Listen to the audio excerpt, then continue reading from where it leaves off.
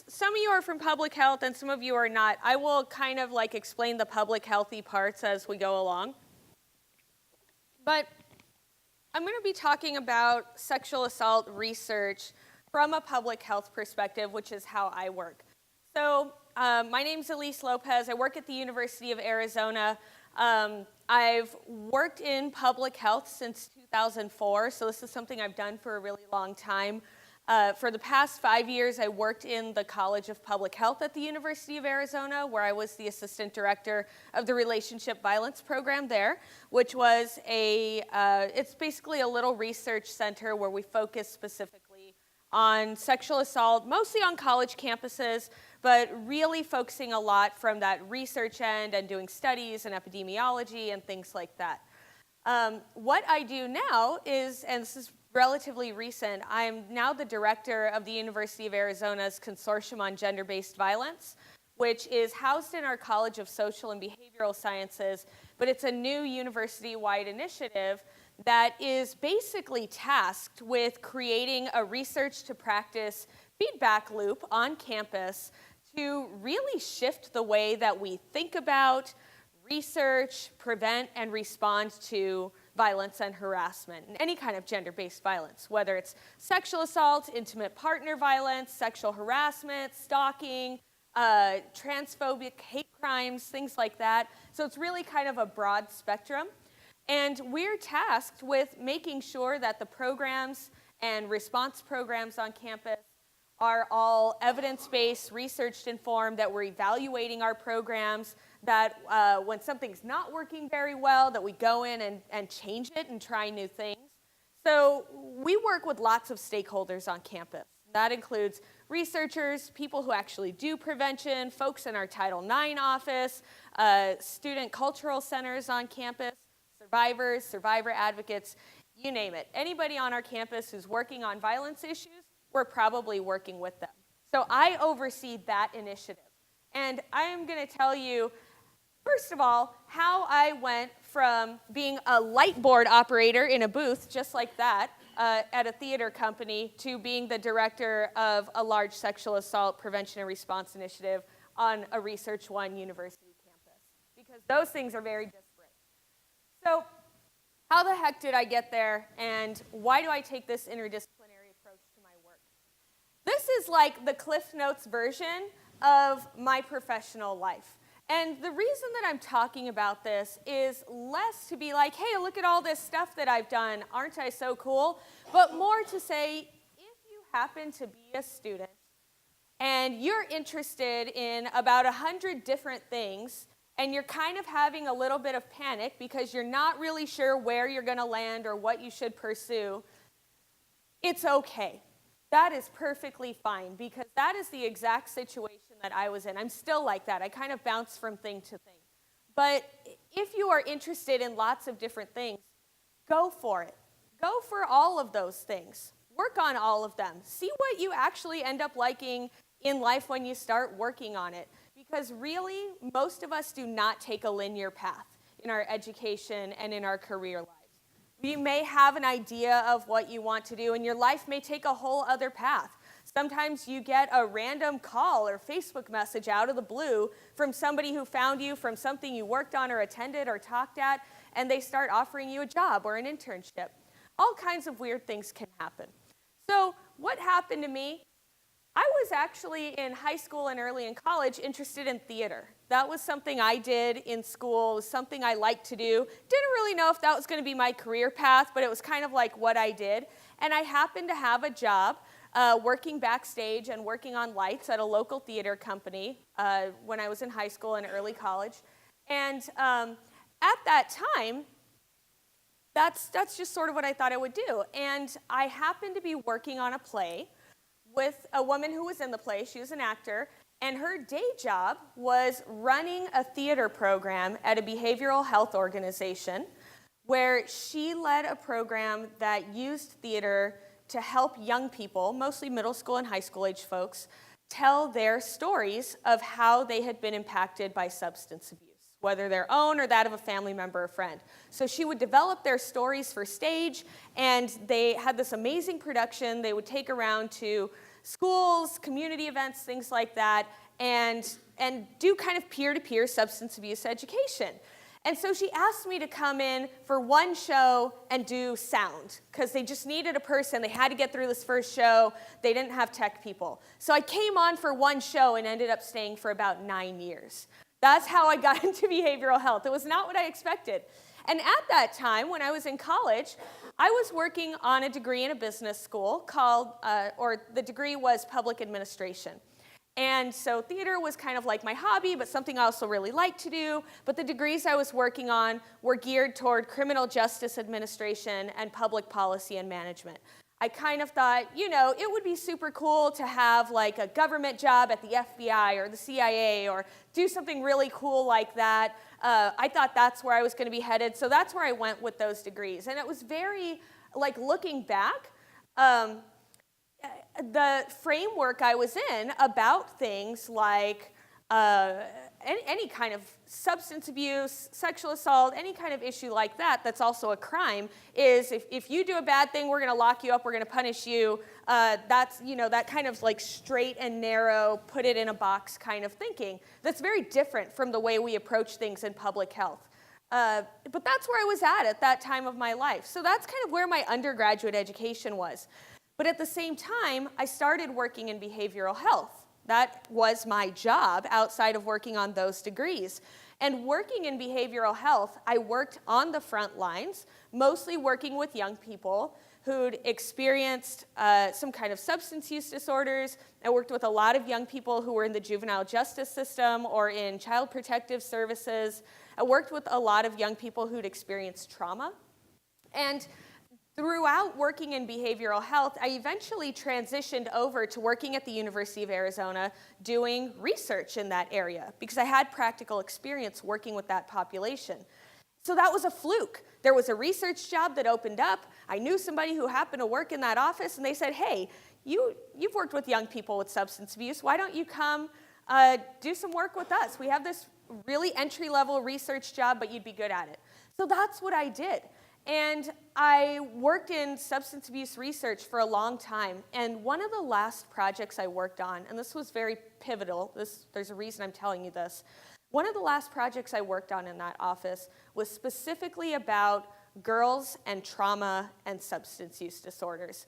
And I worked with countless young women who mostly were in the juvenile justice system, mostly were in substance abuse treatment. Almost all of them had experienced some kind of violence in their life.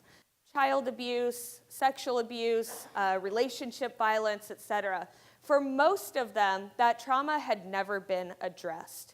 It had either been under-addressed by the system, it had never been prosecuted, many cases it wasn't believed by adults in their life, and it was really, really hard to be that person who was hearing all of this and working with all of this in the aftermath, sometimes years after things had happened to them.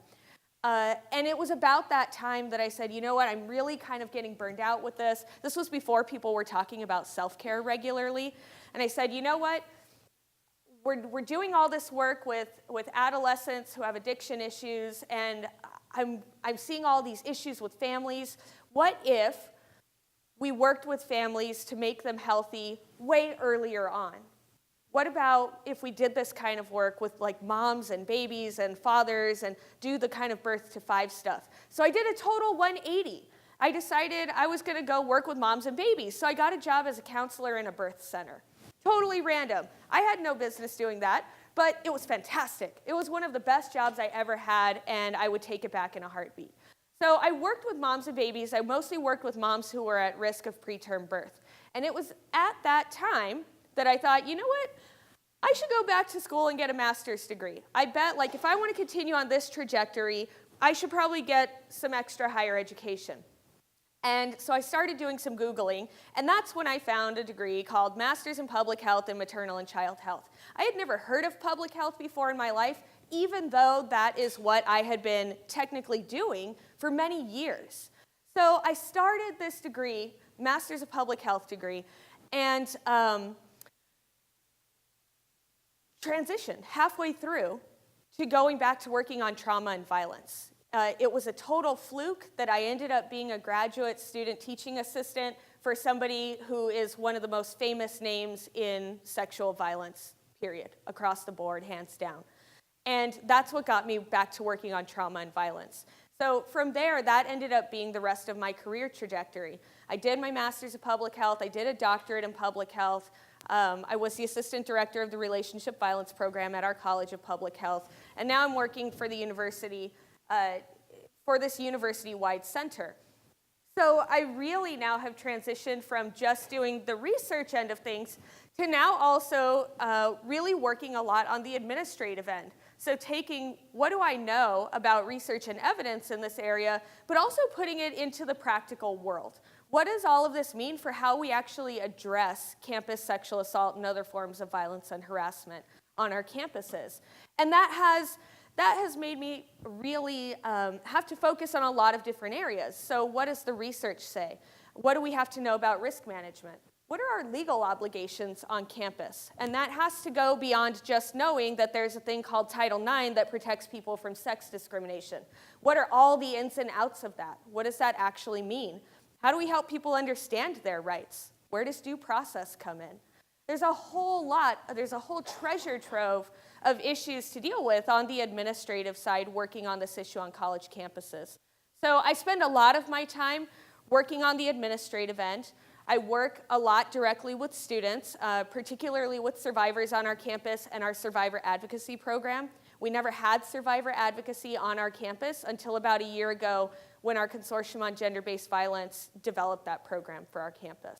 So I work a lot with those folks in our Title IX office, but I do get to spend a portion of my time conducting research still. And that's an area that's near and dear to my heart. So what I want to spend the rest of my time talking about is some of the research projects that I work on and the approach that I take. So my general feeling about, and I'm going to be very narrowly focused for the rest of this talk on campus sexual assault, is that we really need to rethink the way that we're doing prevention in general, college campuses, high school, you name it.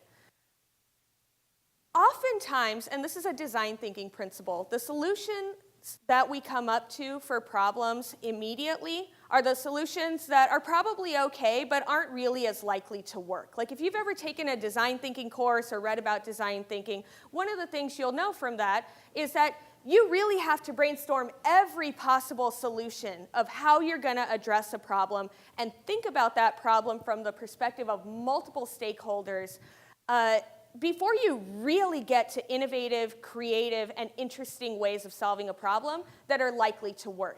And I really think we need to do the same with sexual assault prevention on college campuses. Yes, we need to do all the obvious things like teach people about sexual consent.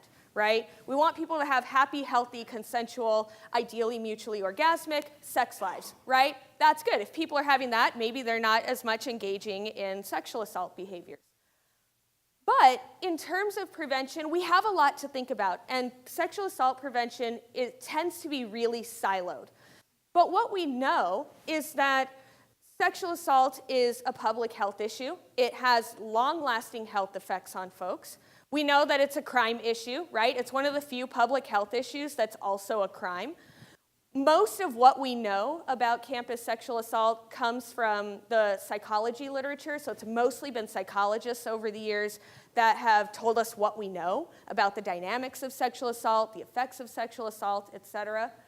And it's also an educational issue. When we're on college campuses, we also need to think about this in terms of how do we use education to prevent sexual assault? But then also, after sexual assault happens, for perpetrators where there's an educational deficit involved, how do we use education and therapy to get them to a place where they're not going to harm somebody else in the future, whether that's on this campus or another campus that they transfer to or out in the community? So we have a lot to work with. It's a complicated problem that really deserves to have complicated and multifaceted solutions where we're taking the best of what we know from all of these fields to come at that problem. So that's what I try to do, basically. I'm not particularly interested in the generic ways that we tend to try to prevent sexual assault. I'm very interested in exploring what's on the edges. So most of what I'm going to talk about for the rest of this is what we call primary prevention. So for those of you not in public health, primary prevention basically means things you do to prevent something from happening in the first place.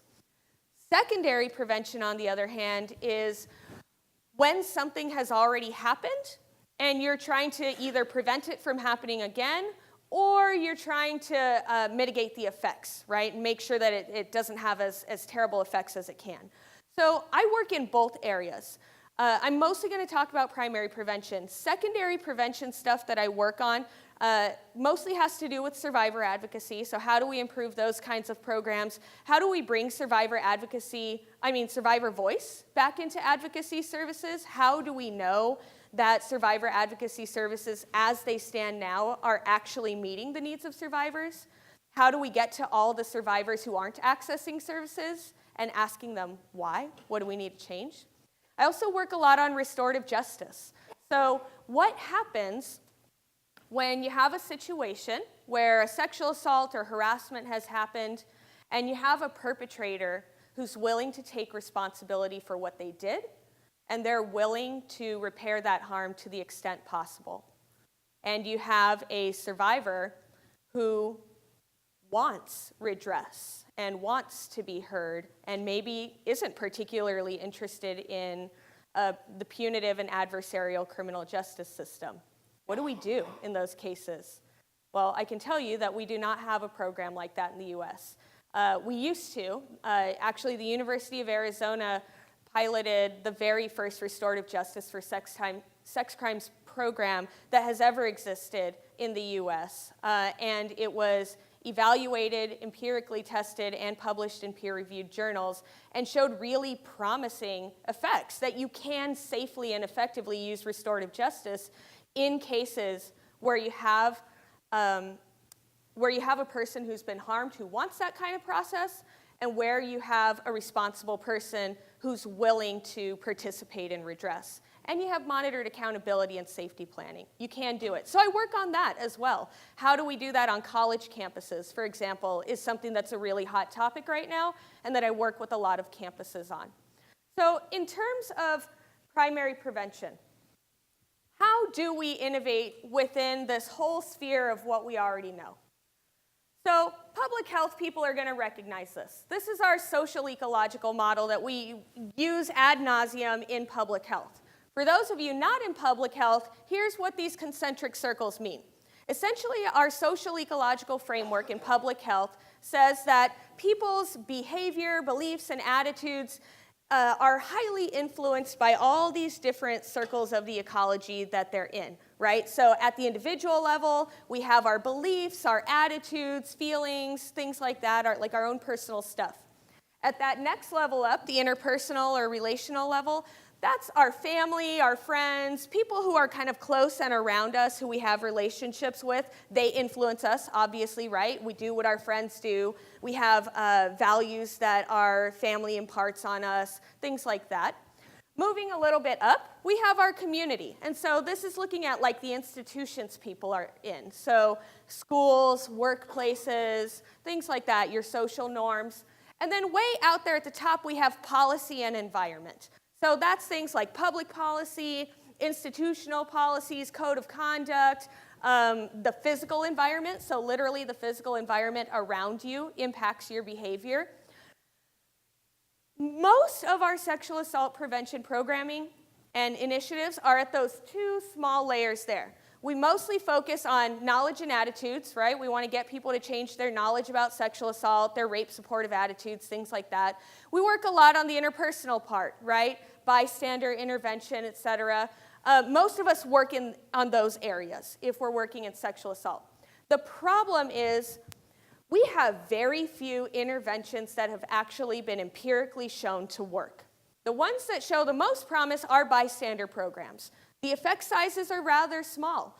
Even though we've spent millions of dollars trying to figure out how do we solve sexual assault on college campuses, we have very little to show for it, honestly. You can go to the CDC's website. They have a list of promising practices and evidence-based practices, EBPs, up here, for college campuses, for high school and middle school. So there's a couple programs for each level. But honestly, we don't have a whole lot. There's actually only one single program that's been shown to actually prevent rape. One program. And almost all institutions in the United States do not use it. It was developed in Canada. It was published in the New England Journal of Medicine. It's called EAAA. I'm actually getting ready to do a 5-site randomized controlled trial of it because we need to be able to show that it works in the US so that schools will start to use it, because it's literally the only program we've been able to find that actually prevents rape. So that's a story for another day, but look it up if you're interested. So where do I like to focus? I'm really interested in what happens at the policy and environment level, particularly because I just think it's so fascinating how our environment shapes what we do. For example, when you came into this hall today, I would bet money that 98% of the people in this room stopped at the table with the white tablecloth there. There was no reason for you to stop there. There was no barrier that would have prevented you from walking right by it and just coming in and sitting down, but you did, because you've been socialized to stop at a table at an entrance to an event, right? Same with where you're sitting. You could have sat on the edge of the stage, you could have sat on the floor, you could have sat on the stairs, but you're pretty much socialized to sit in a chair when you see it in front of somebody, right? The way we set up a room changes the way people behave, right? If we actually want people to interact with each other, we wouldn't set it up in rows. We would set it up in circular tables with chairs around it so that people could talk to each other, right? But this is a lecture hall, so you're in rows and you're sitting in front of me listening to me talk. Our environment shapes us, maybe sometimes despite our knowledge and attitudes. For example, we all know that we should eat healthy food, right? We should eat more salads, lots of fresh fruits and vegetables, low sugar, etc., right? We want to prevent obesity, we want to prevent diabetes, we want to be healthy. And yet, most people, when they're hungry and on the run, are going to go through a drive-thru. And most drive-thrus have unhealthy fast food. We would probably see more people eating healthy food and less unhealthy fast food if we had drive-thrus that actually served healthy, nutritious, tasty food, right? But we don't have that. We make it very easy for people to engage in a not-so-good behavior, like eating fast food, by having drive-thrus.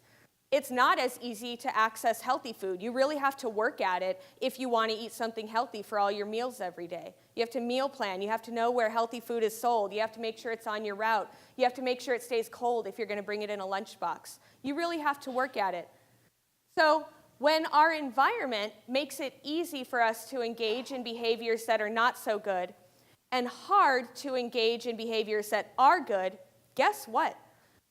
We're not really going to engage in those good behaviors even when we know it's the right thing to do. So, taking that knowledge in general, what would that look like if we applied it to sexual assault prevention? That's what I want to know. How do we take what we know about risk factors for sexual violence and figure out what in the environment and what in our policies facilitates those risk factors? What are our protective factors against violence perpetration? How do we use our environment and our policies to increase those protective factors? That's where I'm really interested. So a couple things that I've been working on. The framework that I use is called situational prevention. This is actually something that comes from the criminal justice literature. And so, wait, why is that not going for you guys? It went for me. There it goes. Okay. So situational prevention basically just means that we're going to change the situations people are in order to modify their behavior. So situations can be anything. It can be the stuff around you, like the physical environment. It can be policies. It can be social norms. Any kind of situation that you might be in that then dictates how you're going to behave. So with situational prevention strategies, essentially what we're trying to do is make it harder for people to engage in bad behavior, like perpetrating sexual violence, and make it easier to engage in positive behaviors, like not perpetrating sexual violence or perpetrating healthy, intimate relationships. So how might we do that? One of the things that I've been working on for the last couple years is something called the Integrated Situational Social Ecological Model, or the ISEM model. And essentially, this is a framework for college campuses to use to plan in a strategic way their sexual violence prevention initiatives. So it's not a program. It's not something that you pick up out of a box with a manual and you do it with students and then rape is gone. What this is it's a way for college campuses to slow down and think critically. Instead of just investing in a bunch of different things, throwing them at the wall and hoping something sticks, how do you actually think about what are all the strategies we're going to use on campus to prevent sexual assault? How are they complementary to each other? And is there a reason that they should prevent sexual assault when we have all of them together? That's what this model does. So a little bit of background. In criminal justice literature, when we're thinking of crime prevention, these are all the things that we think of in situational prevention. We think of the effort that it takes to engage in crime, the risk involved, so like what's the risk of getting caught? I should do that. I'll just put all of those for you. We're looking at the rewards involved, provocations, so that's like things that make people emotionally aroused to engage in a behavior, and excuses people use for engaging in crime, like I didn't know that was a crime, or I didn't know it was illegal to park there, etc. So in criminal justice, when we're trying to prevent crime, we use strategies that do all these things. We use strategies that increase perceived effort it takes to commit the crime. We use strategies that increase perceived risk, so like how risky do I think it is for me to engage in this crime? How likely is it that I think I'm going to get caught? Reduce perceived rewards. So I might want to engage in this crime, but you know what? I'm probably not going to get as much out of it as I thought I would. We want to reduce provocations, things that emotionally arouse people to engage in violent or criminal behavior. So, for example, there are a lot of sports stadiums these days that when people go in, people get sidelined off into the home or away teams so that they're sitting on opposite sides of the stadium. And that doesn't happen just so that the different colored t-shirts look nice on TV cameras. We do that to prevent angry fans from beating each other up in a stadium, right? So that's a way that we reduce provocations. And removing excuses. So how do we take away the excuses people use to engage in crime? We do things like putting signage up about fines, educating people about what's legal and what's not, things like that. But when we do all of these things at once, we actually do reduce crime. We've seen this over and over again in studies on property crime, but it hasn't been used very much for violent crime. There are some promising studies for it. So I thought, well, what if we took this concept and figured out how we might apply it to sexual assault perpetration? How do we make it so that somebody might feel like it's going to take too much effort to perpetrate sexual assault? It's going to be pretty risky if I engage in this behavior. I'm probably not going to get that much out of it compared to the amount of risk there is here. How do we reduce provocations, like peer support for rapey behavior? And how do we remove excuses, such as, I didn't know that it's illegal to have sex with somebody who's blacked out if they already said yes? That's a real excuse. How do we deal with that? How do we remove that from people, right?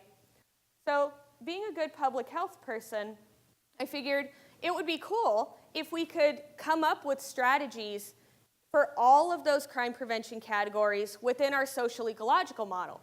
And it kind of looks like this, right? So we have our social ecological model, and then within each circle of the social ecological model, we have a little chunk that's devoted to that specific area of situational crime prevention. The problem with this is that it's not particularly useful for people to actually use to plan for prevention. So what we did was we created this matrix so that schools can actually sit down and figure out and critically analyze what are the things we're already doing on campus, right? So for example, up there in this first box, what are the things that we have on our campus at the individual level, so like just affecting individuals, that might make it harder for somebody to perpetrate sexual assault? Do we do anything like that? And so people can go across at each box and really think about the things that we're doing. What do those things do to actually prevent perpetration of sexual assault? And we have versions of this that are examples that are filled in partially of things that schools actually do already to prevent sexual assault. We're not going to go through that tonight. I just wanted to show you this. But after they put in all of the things that they're currently doing, then you can see where the gaps are. And I can tell you right now, almost all schools that have done this have the community, environment, and policy levels missing. They're doing a lot up at that individual and relational level, but very little other than that. But when you can have things that are kind of a mix of all the social ecological model levels and or all of those levels of situational prevention, you may be more likely to prevent perpetration. That's going to be the next step for us, is figuring out, does this situational prevention model work for sexual assault? Second thing that I'm working on, this is called the Arizona Safer Bars Alliance. And this is a program that we have to train bar staff to recognize and respond to sexual aggression that's being perpetrated by patrons.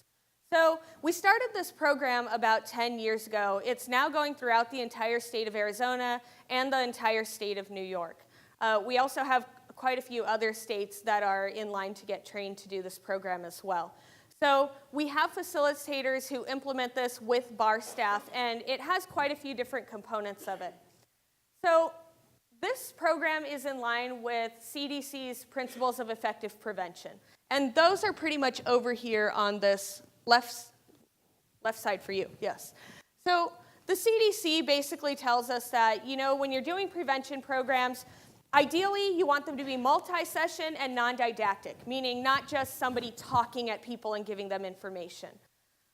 So this program is a total of 5 hours. It's divided into 2 sessions, and it's interactive. It's not just a facilitator coming in and saying, here's all this information about sexual assault and what to do about it. It's bar staff who are working together to really talk through the issues, what sexual assault looks like in bars, work through rape supportive attitudes and rape myth acceptance, things like that, and really work on bystander behavior. So we're looking at things like their bystander skills, their self-confidence to intervene, etc. We're also working with them on their physical environment. So we do a risk assessment with them of their physical bar environment and of their bar policies. So for example, do they have things like 25-cent eucalypts for ladies or no covers for women? Those are 2 common bar policies we see that hypersexualize women, make it really easy to get women really, really drunk in bars, and potentially taken advantage of afterward. So we look at things like that. We focus on perpetration prevention. So we're really focusing on recognition of and active response to sexual aggression perpetration. So one of the things we tell bar staff is, we're not here to help you call the police better. Because a lot of bar staff are focused on when to call the police when, bar fights or assaults happen in or around the bar. What we're here to do is teach bar staff to recognize signs of aggression early on, recognize the difference between sexual aggression and flirting, and teach them appropriate and safe ways to intervene so that that aggression doesn't escalate to a sexual assault later. And a lot of this also has to do with recalibrating what they're watching out for. What things happen that are sexual aggression that they're passing off as flirting or acceptable behavior? Who are they watching out for in the bar? Oftentimes, they're just watching out for the creeper in the bar, when really we know that most sexual aggression and sexual assaults are perpetrated by a known person. So we work a lot on their recalibration around that. Throughout the curriculum, we're working on all of the levels of the social ecological model. And right now, we focus this program around major college campuses. So one of the things we know from the alcohol literature and the crime literature is that where you have a lot of bars all in one place, you're going to have lots of violent crime there too, right? I mean, it's kind of a no-brainer, but there's actually data that shows that as well. So that's where we focus this, because we really want to saturate the areas that are most at risk. And around college campuses, not only do we have lots of bars in one place, We also tend to have high-risk populations going there, right? College students are at exceptionally high risk of victimization and perpetration of sexual assault, and engaging in risky behaviors like binge drinking. So that's where we tend to focus this program. And our evaluation goes beyond just looking at, did we change people's knowledge and attitudes? We follow bar staff in the long term and see, did they actually change their bystander behavior?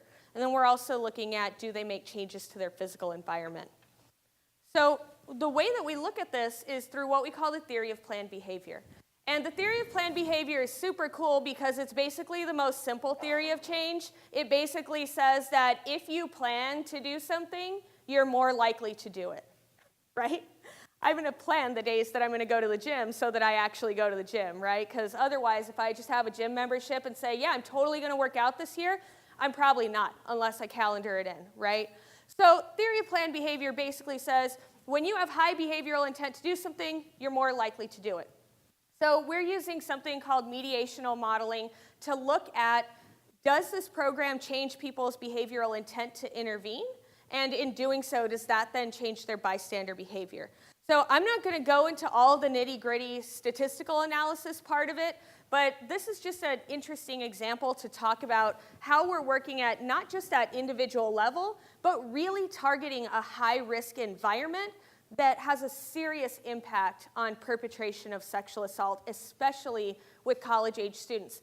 And that we can do it in an interesting way and do it through a scientific and empirical inquiry that's not just, we're going to go into bars and train people in sexual assault because it sounds like a good idea. We're going to have a reason for every single thing we do in this curriculum, and we're going to evaluate it mathematically to see, did it actually work? And not only are we going to look at, did we change the way people think about sexual assault, we're going to look at their behavior. Because you know what? Sometimes people say stuff in surveys because they know it's the right thing to say. But what happened with their behavior? So that's where we are in that step process. So behavioral intent is all about these three things. Attitude toward behavior. So do I actually think this behavior is a good idea? The next thing is perceived norms. What do my friends think about this behavior? And self-confidence. So maybe I think this is a good idea and my friends think it's good, but do I feel like I actually have the skills to do this thing? I don't know. If we can change all three of these things for somebody, we're more likely to change their behavior. And this is true across areas of public health. No matter what you're working in, if you're trying to get people to change their behavior, if you can change these three things for them, you're more likely to change their behavior. So that's what we're looking at with this program at that individual and relational level. So we have a really robust evaluation going on with this. Right now, it's funded by the CDC. The implementation of it's funded by the CDC and our current evaluation. This summer, we're starting a more robust study on this. So we're going to be doing a 5-year randomized controlled trial in Arizona of this program, and that's going to be funded by the National Institutes of Health. We're really excited about that. But when we're evaluating this, we're really looking at it from all perspectives. So we're looking at the process of it. So meaning things like, okay, so we trained facilitators throughout the state. Are they actually implementing it the way that it's written? What happens if there's a facilitator who decides they don't like part of it and they skip it, right? We're going to see different outcomes in different places. So we look at the process. We look for fidelity. We're also looking at outcomes at all of those levels. Yeah, we want to know about the individuals, what happened with their knowledge, their attitudes, did they change their behavior? But we also want to look at their bar policies and their environment. What's happening there? So this is one of the other ways that we're using this environmental level to try to shift what's happening with sexual assault. And the cool thing about this program is that it's not just limited to preventing sexual assault for college students, it's also reaching out into the community, right? Because we know college students are global community members, right?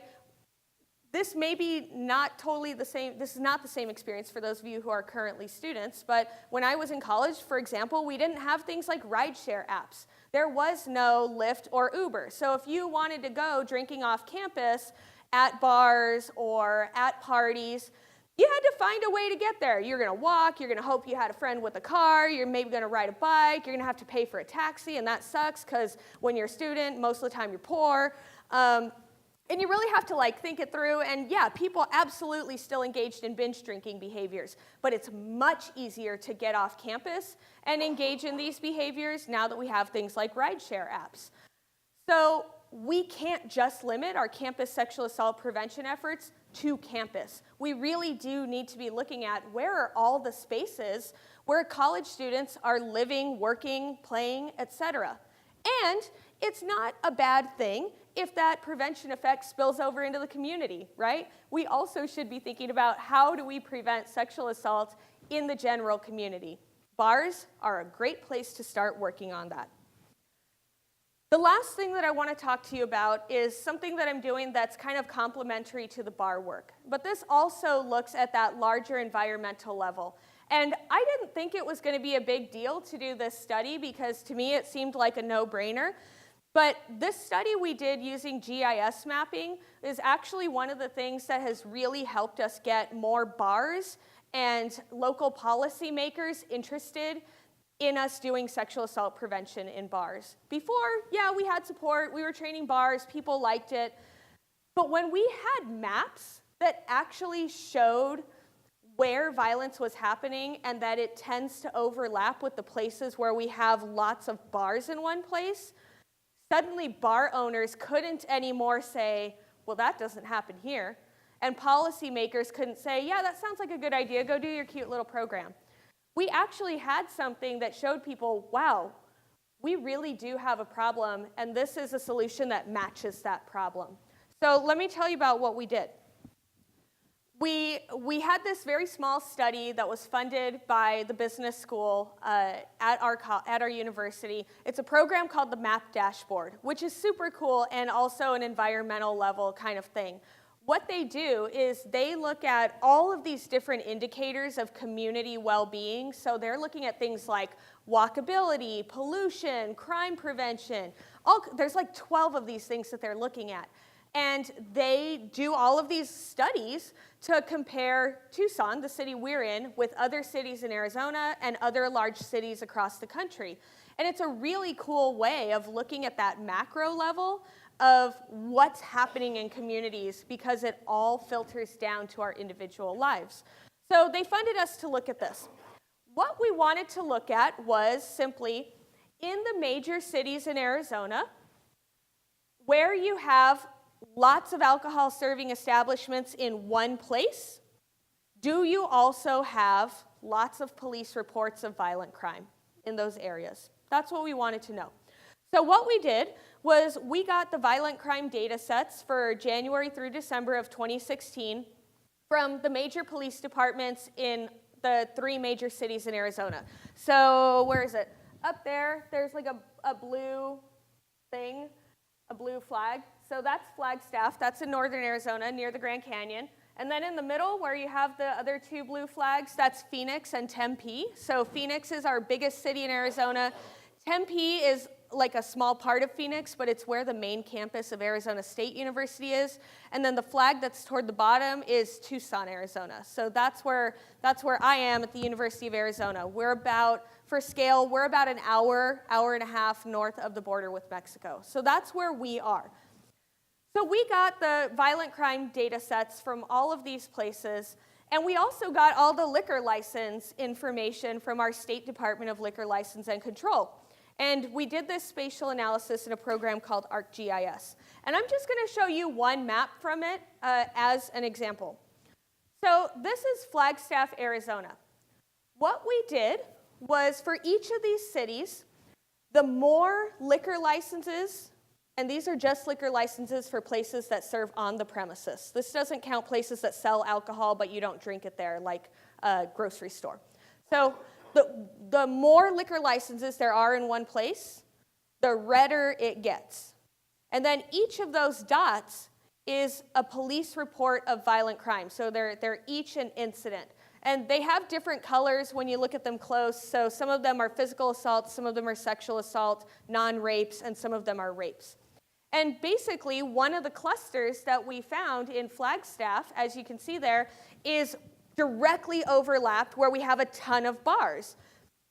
That ton of bars is in the downtown area next to the main university campus that is up there.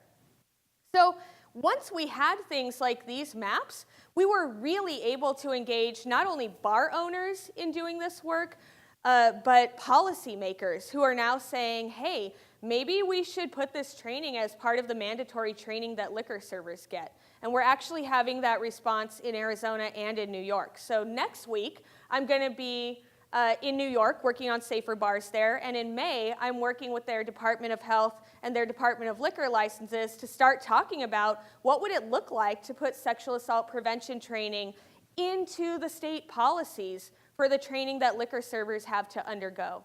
So you can imagine that that's huge, right? So it would be really, really hard to try to go out yourself and train every single liquor server in your state. Trust me, I've tried to do it in Arizona and New York, right? It's a lot of people. When we can implement things at that policy level, and when we can implement programs that also work at those structures like bar environments, we can have a huge impact. It's a way that we can get impact out there faster and to more people than if we tried to go to people one by one and change their beliefs and attitudes. It really helps in prevention if we are able to do all of these things at once. Just because we have a policy and a statewide training program in place doesn't mean that people are going to change. I don't want to give you that impression, right? We could have a statewide training program and everybody could go through it that serves liquor. But the thing is, at the end of the day, if there's not reminders in their everyday life, their social norms, their relationships, the things they're seeing on posters, right? The social norms that happen in their workplace or their school, they're going to forget about what they learned in that training. But when we have things from every level, from the individual all the way up to that policy and environment level, working together, we may very well see greater reductions in perpetration of sexual assault. That is what the bottom line is in the work that I do, is that we have a huge opportunity that we're missing. There's so much work we can be doing in situational, environmental, and policy work to prevent sexual assault. But it really means that we have to have a desire to do that work, and it means that we have to be willing to get creative about it, because it goes beyond the normal things we think about to prevent sexual assault. How we do that is challenging. There's no one right way to think about how we work at those larger levels. One of the things I recommend, if you want to do work at that level, is to think about, okay, for whatever problem you're working on, what are the risk factors for that problem? What are the things that make it more likely for somebody to engage in that not so good behavior, such as perpetration of sexual aggression or sexual violence? What are the things then in the environment that make it easy for those risk factors to flourish, right? Bar environments make it really easy for perpetration of sexual aggression to flourish for lots of reasons, right? They're dark, they're loud, we don't have enough staff watching what's going on, we have drink specials and other things that maybe hypersexualize some groups over others, et cetera, et cetera. If we can change those environmental and policy things that affect our risk factors, that's when we start to work at that larger level. It's kind of a new thing for a lot of people to wrap their minds around, but I think it's exciting. I think it's a new area for prevention. I think it's an area where we're going to start, and we are starting to see a lot more attention in terms of like government and foundation funding for doing this kind of work. So if you are somebody who's working on sexual assault issues, especially on campuses, I would really urge you to start thinking about this and start having these conversations. What in our environments facilitates campus sexual assault here? How might we change those things? Who do we need to bring to the table? What needs to change? Is it going to cost us any money, et cetera? That is my bottom line of my work. It's what excites me every day. I think it's interesting. It can be fun. It's also challenging. And I will be very happy to talk about anything related to these. If you have questions about these programs or other stuff that I'm working on, none of this is without challenge. None of this is easy, and all of it has its limitations as well. So if you have questions about those things, I will be happy to engage on those too. So thank you very much for listening and coming to A Thing at Night.